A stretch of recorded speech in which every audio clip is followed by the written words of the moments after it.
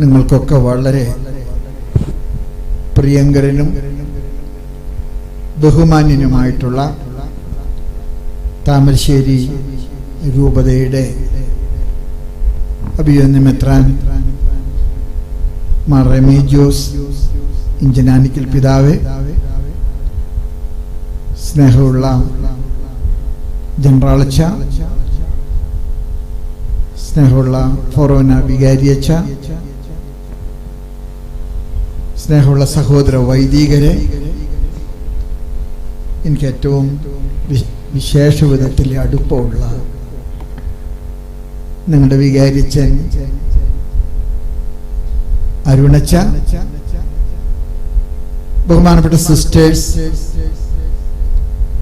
വാത്സല്യമുള്ള സഹോദരി സഹോദരങ്ങളെ, പ്രിയപ്പെട്ട യുവജനങ്ങളെ, പിതാവിന് ഏറ്റവും ഇഷ്ടമുള്ള പിതാവിൻ്റെ പൊന്നു കുഞ്ഞു മക്കളെ, പിതാവിന് ഏറ്റവും ഇഷ്ടം ആര്യാന്നറിയാമോ?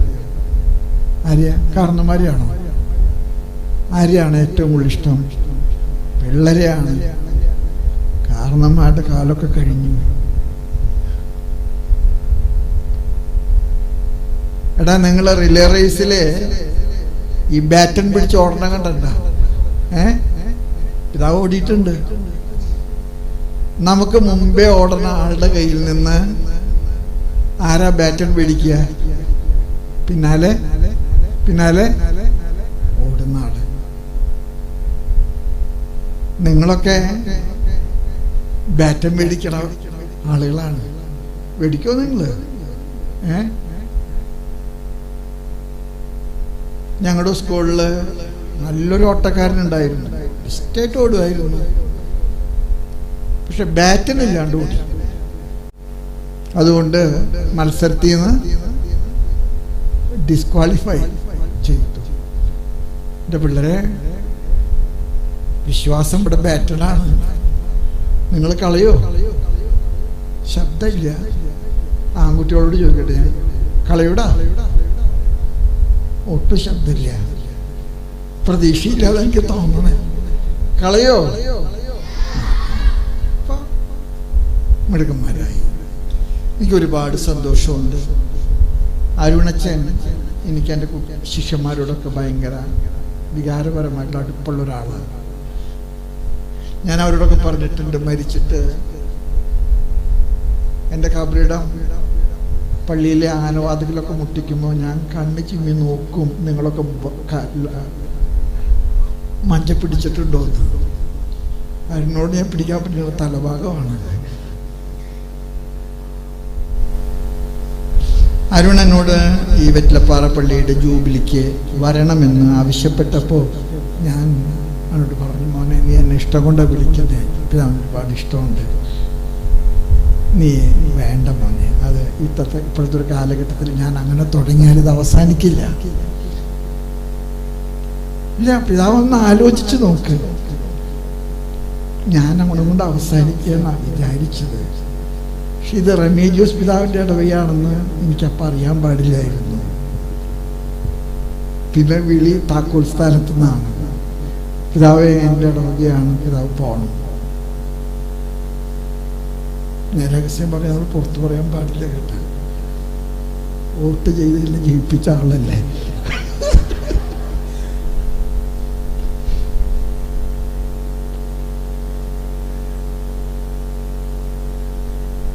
ഇനി എൻ്റെ കയ്യിൽ നിന്ന് ഒന്നും പ്രതീക്ഷിച്ചേക്കരുത് കേട്ടാ.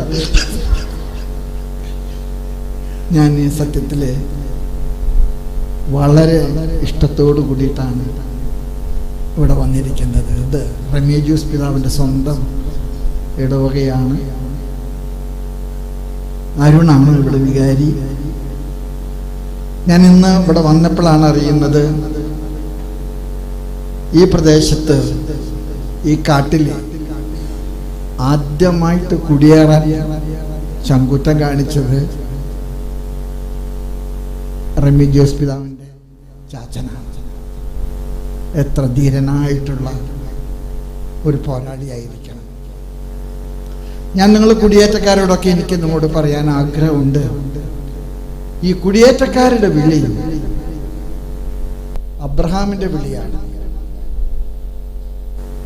അബ്രഹാമിനോട് ദൈവം പറഞ്ഞു, ഞാൻ നിന്നെ തെരഞ്ഞെടുത്തു. അബ്രഹാം പറഞ്ഞു, എനിക്ക് സന്തോഷമായി. ദൈവമായ യഹോവ അബ്രഹാമിനോട് പറഞ്ഞു, ഞാൻ നിന്നോട് ഒരു നിബന്ധന വെക്കുന്നു. നീ ഇവിടം വിട്ട് ഞാൻ നിനക്ക് കാണിച്ചു തരുന്ന സ്ഥലത്തേക്ക് പോകണം. ഞാൻ അബ്രഹാമിന്റെ ഈ ചരിത്രത്തെ കുറിച്ചിട്ട് ഇഷ്ടം കൊണ്ട് വായിച്ചു പഠിച്ചപ്പോൾ അബ്രഹാം ഇറങ്ങി പുറപ്പെടുന്നത് ദൈവത്തിൽ മാത്രം ആശ്രയിച്ചിട്ട് കൊണ്ടാണ്. ഉടുതുണിക്ക് മറുതുണിയില്ലാതെയാണ് അബ്രഹാം ഇറങ്ങി പുറപ്പെട്ടത്.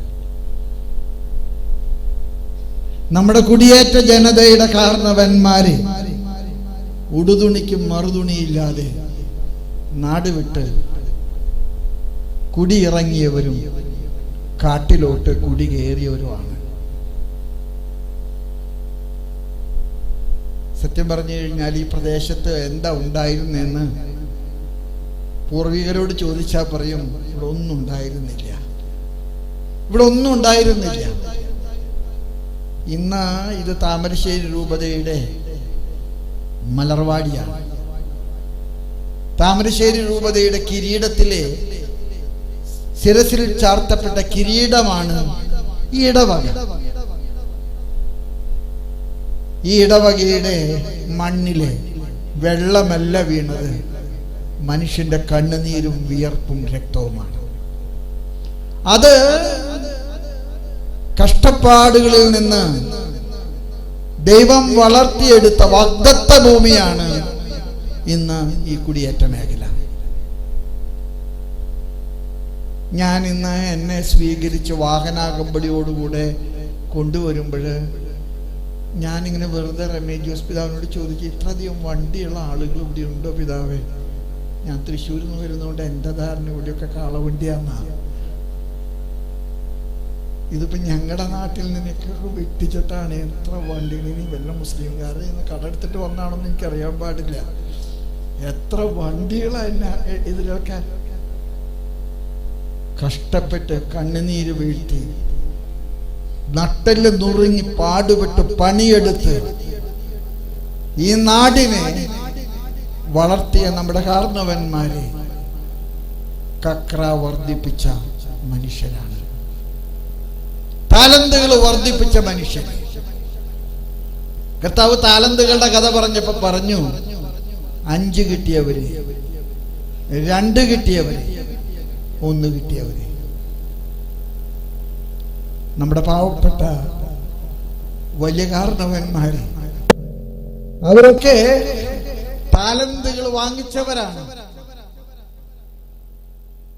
ആ താലന്തുകള് കഠിനാധ്വാനം കൊണ്ട് വർദ്ധിപ്പിച്ചവരാണ്.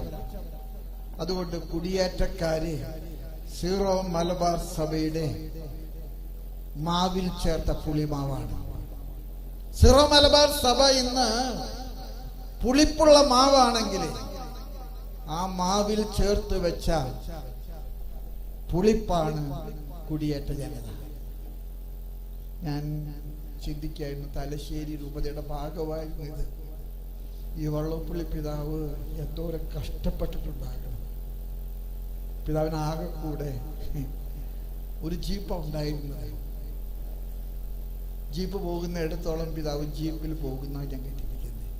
അത് കഴിഞ്ഞ് കഴിഞ്ഞാൽ പിതാവ് പിന്നെ നടക്കുകയാണ്. ഒരു ജനതയ്ക്ക് പിന്നിലെ നടന്ന വലിയ ഒരു ഇടയൻ. ഇന്ന് താമരശ്ശേരി രൂപത നമ്മുടെ കേരളത്തിലെ 13 രൂപതകളിലെ എണ്ണമറ്റ ഒരു രൂപതയാണ്. ഏറ്റവും നല്ല രൂപതകളിൽപ്പെട്ട ഒരു രൂപതയാണ്. അതിന്റെ അടിയിൽ അടിമണ്ണിന്റെ വളക്കൂറ് നിങ്ങളുടെ കാരണവന്മാരുടെ തറവാടിത്തവും വിശ്വാസത്തോടുള്ള പ്രതിബദ്ധതയുമാണെന്ന് നിങ്ങൾ തിരിച്ചറിയണം. നിങ്ങളുടെ കാരണവന്മാർ ഒന്നുമില്ലാതെ അവിടെ വന്നവരാ. ഈ നാടിന്റെ വളർച്ചയ്ക്ക് സ്വന്തം ജീവിതം പകുത്ത് പങ്കിട്ടവരാണ് അവര്. അബ്രഹാമിനോട് പറഞ്ഞു, നീ പോയിക്കൊള്ളുക, ഞാൻ പറയുന്ന നാട്ടിലേക്ക് നീ പോയിക്കൊള്ളുക, ഞാൻ നിന്റെ കൂടെയുണ്ട്. നമ്മുടെ കുടിയേറ്റ ജനതയുടെ ഏറ്റവും വലിയ സമ്പാദ്യം മടിശീലയിലെ പണത്തുട്ടുകളല്ലായിരുന്നു. ദൈവം അവരുടെ കൂടെയുണ്ടെന്നുള്ള ദൃഢവിശ്വാസമായിരുന്നു. ഈ പള്ളിക്ക് അഗസ്തീനോസ് പുണ്യവാളന്റെ പേരാണ് ഇട്ടിരിക്കുന്നതെന്ന് റമീജിയസ് പിതാവ് എന്നോട് പറഞ്ഞപ്പോ ഞാൻ ഉടനെ തന്നെ റമീജിയസ് പിതാവിനോട് ചോദിച്ചു, ഇവിടെ ആദ്യം കുടിയേറിയത് രാമപുരംകാരാണോ? അപ്പൊ പിതാവ് പറഞ്ഞു, പാലായിൽ നിന്നുള്ളവരാണ് കുടിയേറിയിരിക്കുന്നത്, കൂടുതൽ രാമപുരംകാരാണ്. ഞങ്ങൾക്ക് തൃശ്ശൂർ രൂപതയിൽ വെള്ളാനിക്കോട് എന്ന് പറഞ്ഞൊരു ഇടവകയുണ്ട്. ഒരു കാട്ടിന്റെ തുഞ്ചത്ത് ഈ അടുത്ത കാലത്താണ് അവർക്ക് പള്ളിക്ക് വെച്ച് കൊടുത്തത്. അവരെ കാട്ടുമൃഗങ്ങളോടും കാട്ടാനക്കൂട്ടത്തോടൊക്കെ പോരാടിയവരാണ് അവരെ പള്ളി സ്ഥാപിക്കുന്ന സമയത്ത് രൂപതയോട് പറഞ്ഞ ഒരൊറ്റ കാര്യം മാത്രമേ ഉള്ളൂ, ഞങ്ങളുടെ പള്ളി അഗസ്തീനോസ് പുണ്യാളുടെ പേരിൽ വെക്കണം. അപ്പൊ പിതാവ് പറഞ്ഞു, അങ്ങനെ ഒരു പുണ്യാളനെ കുറിച്ചിട്ട് കേട്ടിട്ടുണ്ട്, പക്ഷെ ആളൊരു പോക്ക് കേസാണ്. അപ്പൊ അതുകൊണ്ട് ഇവിടെ നമ്മളത് കൊടുത്തിട്ടില്ല. ഔസേ പുണ്യാളൻ, സെബസ്ത്യാനോസ് പുണ്യാളൻ, ഗീവർഗീസൊക്കെയാണ് നമ്മുടെ ആളുകൾ.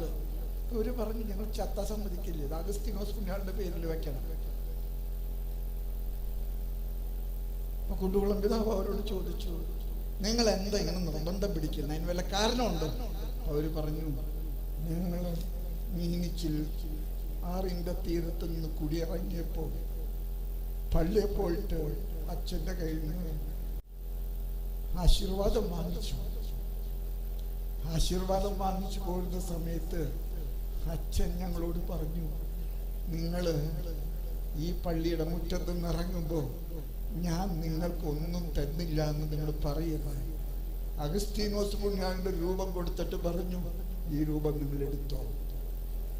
അന്ന് തുടങ്ങി ആ രൂപം അവരുടെ വീടുകളിലെ മാറി മാറി വെച്ച് കൊണ്ട് നടന്നു. കാലം മാറി, കാശ് വർദ്ധിച്ചു, പള്ളി പണിയാൻ തീരുമാനിച്ചപ്പോ അവര് പറഞ്ഞു, ഞങ്ങൾക്ക് വേറൊരു ഓപ്ഷൻ ഇല്ല, ഞങ്ങളുടെ ഓപ്ഷൻ അഗസ്തീനോസ് പുണ്യാളിന്റെ നാമത്തിലാണ്. അഗസ്തീനോസ് പുണ്യാളൻ ഞങ്ങളുടെ കാരണവന്മാരെ കാത്ത പുണ്യാളനാണ്. അതുകൊണ്ട് ആ പുണ്യാളന്റെ നാമത്തിലായിരിക്കണം ഞങ്ങളുടെ പള്ളി.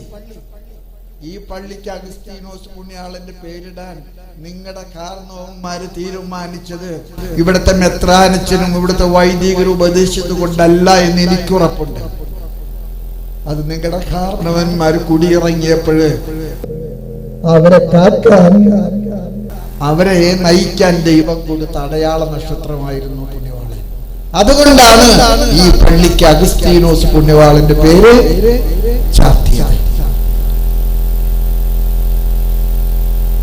ഞാൻ ഇന്ന് നിങ്ങളോട് സംസാരിക്കുമ്പോൾ കുടിയേറ്റം നമുക്ക് നൽകിയ നേട്ടങ്ങളെ കുറിച്ച്, കുടിയേറ്റ ജനതയുടെ കഷ്ടപ്പാടും കണ്ണുനീരും കൊണ്ട് സഭയ്ക്കുണ്ടായ വളർച്ചയെ കുറിച്ച് ഞാൻ നിങ്ങളോട് പറയുകയാണ്.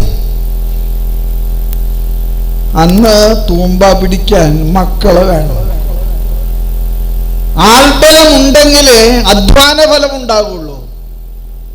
അതുകൊണ്ട് നമ്മുടെ കുടുംബങ്ങളൊക്കെ അബ്രഹാമിന്റെ വാഗ്ദാനം പൂർത്തിയാക്കിയവരാണ്. നക്ഷത്രങ്ങൾ പോലെ, മണൽത്തരി പോലെ മക്കൾക്ക് ജന്മം കൊടുത്ത ഒരു തലമുറ. ഞാനിതിങ്ങ് പോരുന്ന വഴിക്കൊക്കെ പിതാവിനോട് ചോദിച്ചു, പിതാവ് ഇവിടെ എല്ലാം മോസ്കുകളാണല്ലോ. പിതാവ് പറഞ്ഞു, നമ്മളും ഉണ്ട് കേട്ടോ, അവിടെയൊക്കെ ഇതിൻ്റെ ഇടയിലൊക്കെ അവിടെ ഇവിടെയൊക്കെ നമ്മളുണ്ട്. നിങ്ങൾക്കറിയാമോ, അടുത്ത 2 കാനീഷുമാരി കഴിയുമ്പോൾ സുറിയാനി കത്തോലിക്കന്റെ തുലാസ് നിലം മുട്ടാൻ പോവാണ്. അതിലെ പൂക്കളില്ലാതെ നിലം മുട്ടുന്ന വിധത്തില് നമ്മുടെ കുടുംബങ്ങളെ ഇന്ന് മക്കളില്ലാത്ത കുടുംബങ്ങളായിട്ട് മാറുകയാണ്. ഒരുപക്ഷെ നമ്മുടെ വിദ്യാഭ്യാസ യോഗ്യത കൊണ്ടായിരിക്കാം. നമ്മളെ മക്കള് പ്രായമായിട്ട് കല്യാണം കഴിക്കുന്നുണ്ടായിരിക്കാം. ഒരു കണക്കെടുത്തപ്പോൾ നമ്മുടെ തലമുറകളിലെ വലിയൊരു ശതമാനം 35 വയസ്സ് 40 വയസ്സായിട്ട് പെണ്ണ് കിട്ടാതെ നിൽക്കുന്നവരുടെ എണ്ണം വർദ്ധിക്കുകയാണ്. ഇവിടെ തൂമ്പ പിടിക്കുന്നത് അഭിമാനത്തിന് കുറവായതുകൊണ്ട് അന്തോ കുന്തോ നോക്കാതെ വിട്ടുപോകുകയാണ്. എങ്ങോട്ടാ പോകുന്ന അറിയാൻ പാടില്ല.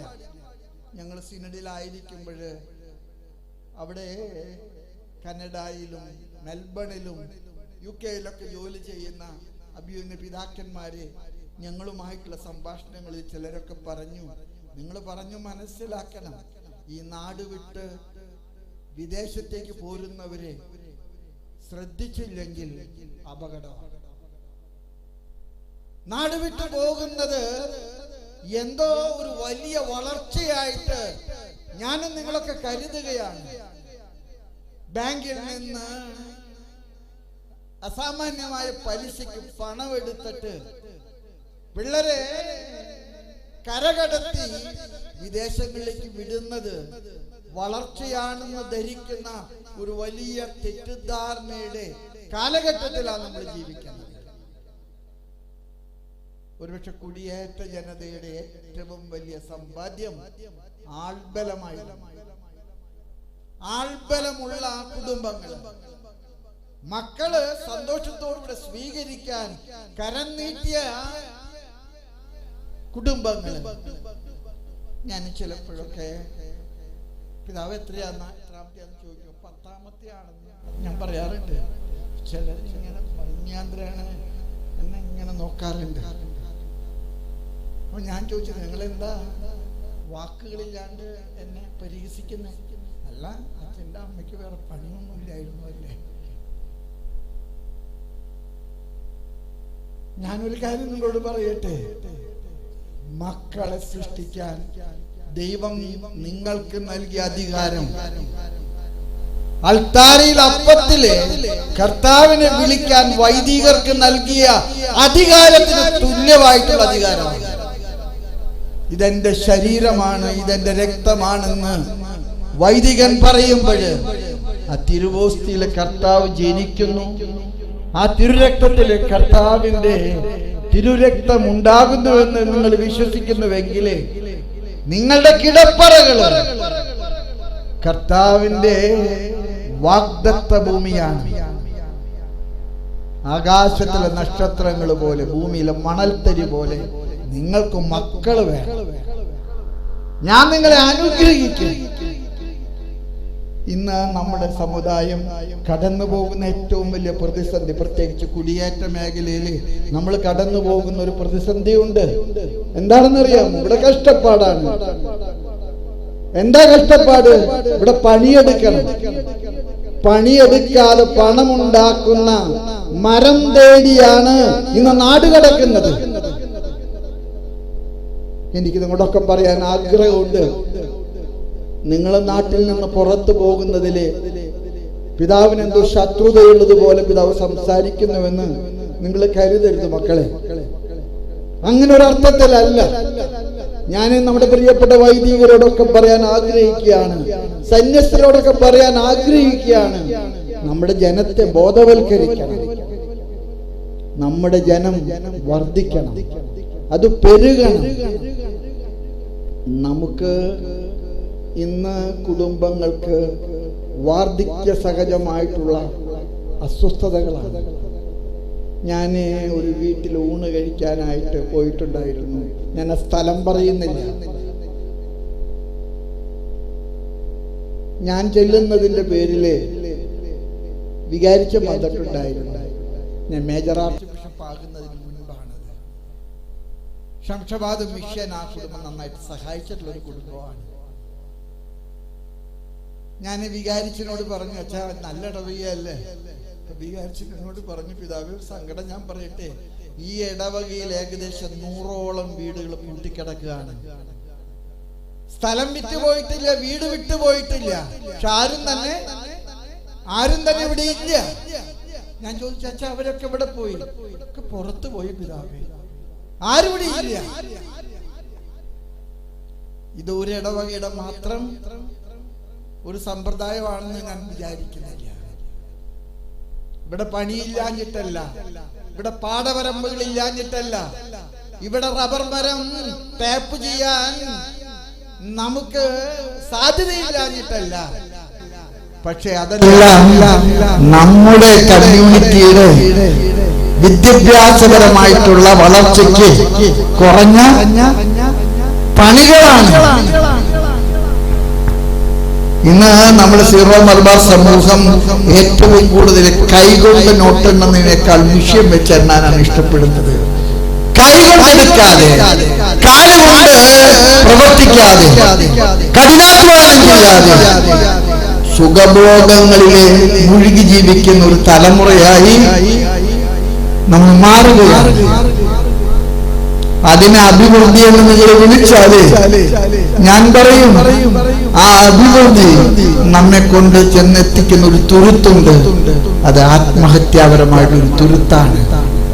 വർധനയില്ലാത്ത, വംശം വർദ്ധിക്കാത്ത, തലമുറകൾ വർദ്ധിക്കാത്ത, താഴോട്ട് ഇൻഡെക്സ് പോകുന്ന ഒരു ജനാധിപതിയുടെ ഭാഗമായിട്ട് നമ്മൾ മാറും.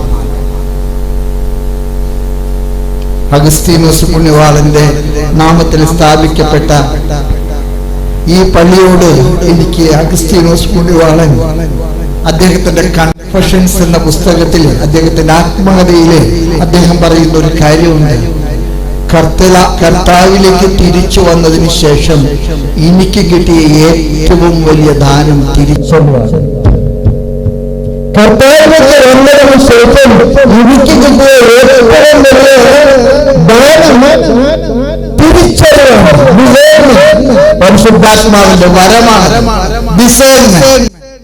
ഇന്ന് നമുക്ക് അറിവിന്റെ തലത്തില് നമ്മൾ വളർന്നുകൊണ്ടിരിക്കുകയാണ്. നമ്മുടെ വിദ്യാഭ്യാസ സ്ഥാപനങ്ങളെ കുറിച്ചിട്ട് ഞാനൊരു വാക്ക് പറയുമ്പോഴും നിങ്ങൾ എന്നോട് പരിഭവപ്പെടുകയില്ല. ഇപ്പോഴത്തെ കണക്കനുസരിച്ചിട്ട് നമ്മുടെ പള്ളിക്കൂടങ്ങളിലെ ക്ലാസ് മുറികളിലെ ആവശ്യത്തിന് കുട്ടികളില്ല. നമ്മുടെ കോളേജുകളിലെ ഇന്ന് ഡിഗ്രി കോഴ്സുകൾക്ക് ആളില്ല.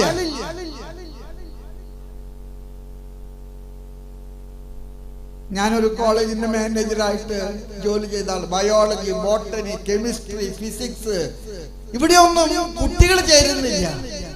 ആകെ കുട്ടികൾ ചേരുന്നത് നഴ്സിംഗിലാണ്. എന്തിനാ നഴ്സിംഗില്? ആ രോഗികളെ പരിചരിക്കാൻ ഒരു ഇഷ്ടം കൊണ്ടല്ല. അത് പഠിച്ചാൽ പുറത്തു പോകാനുള്ള സാധ്യത കൂടുതലാണ്.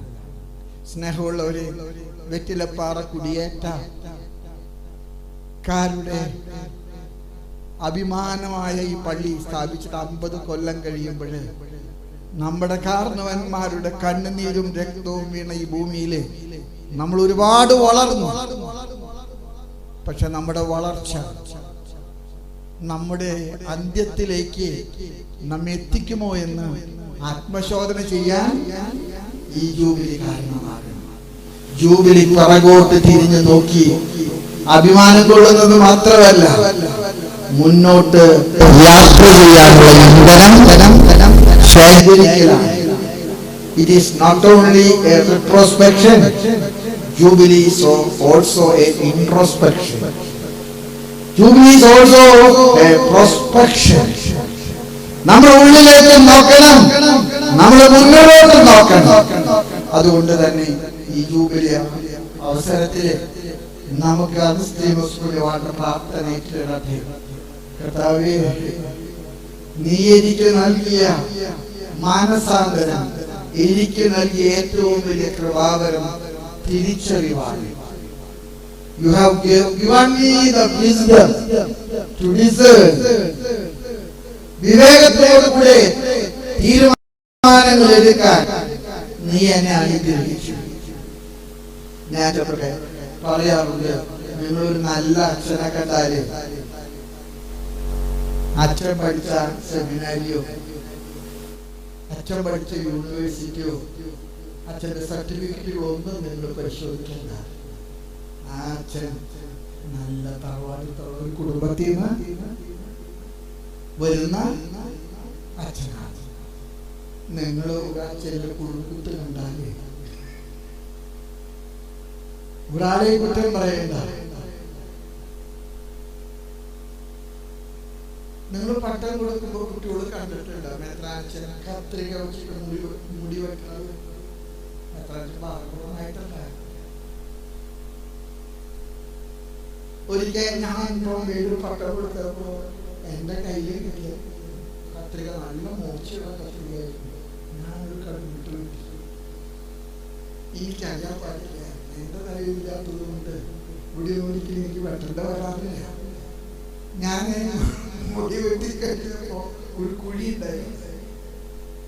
ആ കുഴിയില് ഞാന് അവരുടെ കാരണവും അവരുടെ മൂലക്കല്ലിയൊക്കെ അവിടെ കൈ വെച്ചു. ഞാൻ നിങ്ങളോട് പറയട്ടെ, നമ്മുടെ കാരണവന്മാര് ഇട്ട മൂലക്കല്ലിന്റെ മുകളിലാണ് അബിയുടെ പിതാവ് കൈവയ്ക്കുന്നത്, പൗരോഹിത്യം നൽകുന്നത്. നിങ്ങളുടെ കാരണവന്മാരുടെ തറവാടി കഠിനാധ്വാനം അത് കൈമാറ്റം ചെയ്യാൻ നമുക്ക് കഴിയണം. നമ്മുടെ മക്കൾക്ക് കൈമാറ്റം ചെയ്യാൻ കഴിയണം. നമ്മുടെ മക്കള് നമ്മുടെ കുടുംബത്തിന്റെ വളർച്ചയ്ക്ക് ചക്രവാളങ്ങൾ ഒരുക്കുന്നവരാകും. അതുകൊണ്ട് തന്നെ തക്ക സമയത്ത് മക്കളെ കല്യാണം കഴിച്ചുകൂടാ. അവർക്ക് ആവശ്യത്തിന് അറിവ് കൊടുക്കുന്നതോടൊപ്പം തന്നെ അധ്വാനിക്കാനുള്ള ഇഷ്ടം കൊടുക്കുന്ന പ്രായോഗിക പരിശീലനങ്ങൾ നൽകാൻ ഒക്കെ നമ്മൾ കഴിക്കണം. നമ്മുടെ വേദപാഠമൊക്കെ വളരെ നല്ലതാണ്. ഇതൊക്കെ ടെക്സ്റ്റ് പഠിപ്പുകളാണ്. പക്ഷെ സത്യത്തിലുള്ള വേദപാഠം വീട്ടിലെ കുടുംബ പ്രാർത്ഥനയാണ്, വീട്ടിലെ അപ്പം മുറിക്കലാണ്, വീട്ടിലെ ഉന്നേരങ്ങളാണ്, വീട്ടിലെ തപക്രിയകളാണ്. നമ്മുടെ കുടുംബങ്ങളിലെ അത്തരത്തിലുള്ള ലൈഫ് ലാബുകൾ, ജീവിതാനുഭവത്തിന്റെ പരീക്ഷണശാലകൾ ഉണ്ടാകട്ടെ മക്കളെ.